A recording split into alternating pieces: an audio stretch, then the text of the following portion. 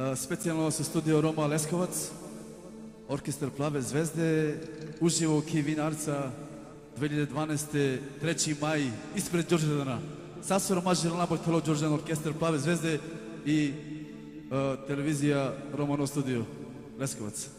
Idemo. Nossa, nossa, acima sem mata. Ai, se te pego, ai, se te pego.